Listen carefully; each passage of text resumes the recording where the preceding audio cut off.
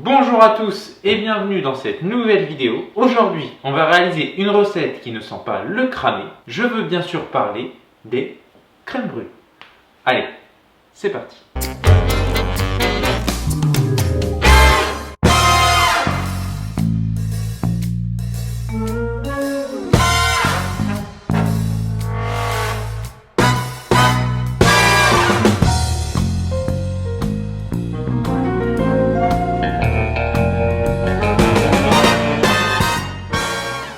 Et pour se mettre en appétit, un petit peu d'histoire concernant la crème brûlée. Parce que bon, sur les dernières vidéos, il n'y avait pas de partie historique, mais on va se rattraper tout de suite. Il faut savoir que la crème brûlée aurait été inventée au XVIIe siècle par le cuisinier François Massialo. Ce cuisinier, François Massialo, était au service de Philippe d'Orléans et aurait inventé cette recette par inadvertance. À la base, cette crème, elle n'était pas brûlée, mais le cuisinier, pensant l'avoir ratée, décide de tenter le tout pour le tout et brûle le dessus avec un fer rougi en ajoutant un petit peu de sucre pour que ça caramélise. Et voilà comment on invente la crème brûlée. Cette crème brûlée, on peut la rapprocher d'autres recettes telles que le flan avec un aspect bien crémeux ou encore la crème catalane.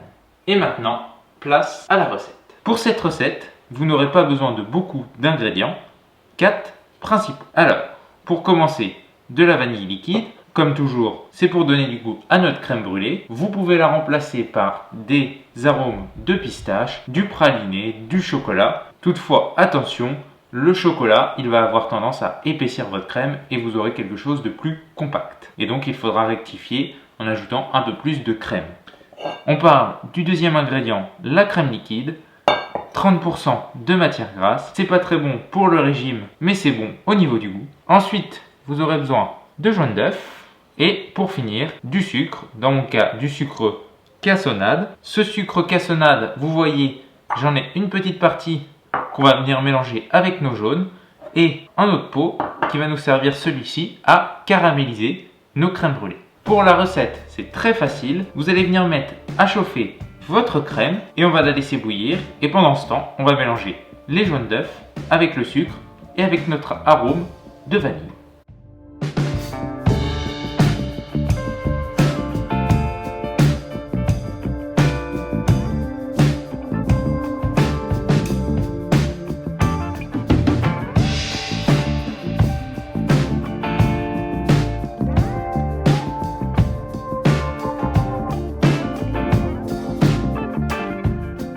Une fois que votre crème elle est bien chaude, elle vient de bouillir légèrement, on va venir renverser une partie sur nos œufs blanchis avec notre sucre. On va bien mélanger le tout. Et on reverse le tout dans notre casserole et on mélange bien.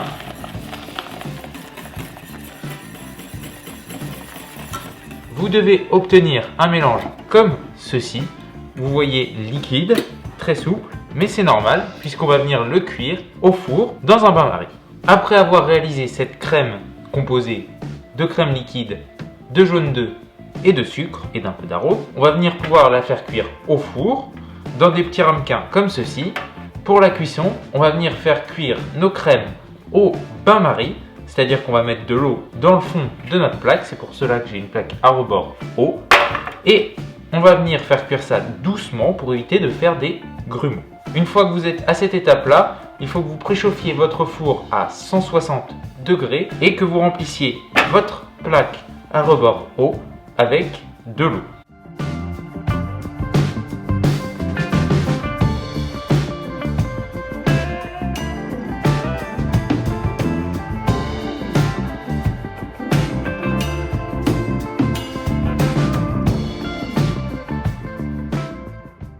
Et on va pouvoir venir remplir nos ramequins avec notre crème,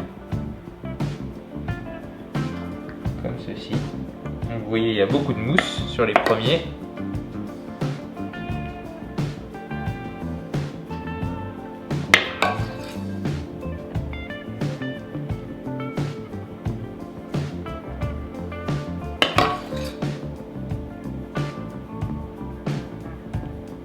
Et là maintenant, c'est l'étape délicate. Il va falloir transporter la plaque jusqu'au four, sans mettre d'eau, dans nos crèmes. Pour la cuisson, il faut compter environ 30 à 35 minutes à 160 degrés. Et si vous voulez un indice visuel, les crèmes, elles seront cuites quand elles ne bougeront presque plus, c'est-à-dire qu'elles auront bien pris. Allez, on se retrouve après la cuisson pour la dernière étape. Attention, chaud devant, ça va faire des étincelles et même, je dirais mieux, des flammes. Bon, on se retrouve maintenant pour la dernière étape, c'est-à-dire le passage au chalumeau. Vous l'avez certainement compris, nos crèmes, elles ont cuit. On les a laissées reposer au frigo pendant au minimum 4 heures et on va maintenant venir les caraméliser à l'aide de cet outil merveilleux qui est le chalumeau. C'est parti. La première étape, ça va être de venir mettre un petit peu de sucre cassonade comme ceci, vous voyez, bien réparti sur notre crème et on va venir comme ceci en faisant des mouvements circulaires, bien l'égaliser. S'il n'y en a pas assez, vous pouvez en rajouter un petit peu. Donc là, on va être pas mal. Vous voyez, là, on a du sucre bien partout. On va passer au chalumeau. Attention, ça va faire des flammes.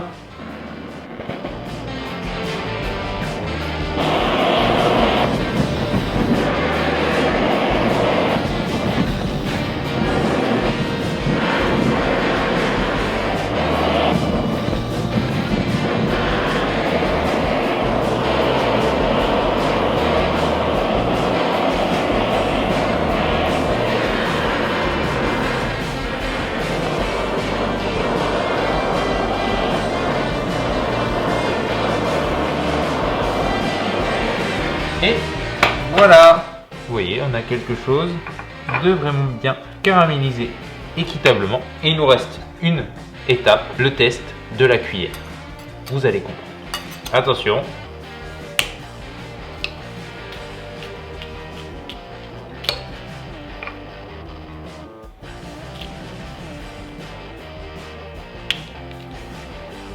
Vous voyez la texture, très crémeuse, très fondante, et notre croûte de caramel qui est bien régulière, très fine et qui casse avec le dos de la cuillère, comme dans les pubs qu'on voit à la télé. C'est magique, c'est magnifique et c'est rapide à faire, donc je vous conseille de le réaliser chez vous. Vous allez voir, c'est un dessert très gourmand, très réconfortant et je suis sûr que vous allez adorer. En attendant, je vous dis merci d'avoir suivi cette vidéo. N'hésitez pas à vous abonner, à laisser dans les commentaires si vous avez des idées de recettes. N'hésitez pas non plus à mettre un pouce en l'air, ça fait toujours plaisir et ça montre votre soutien. Je vous dis à une prochaine, à plus!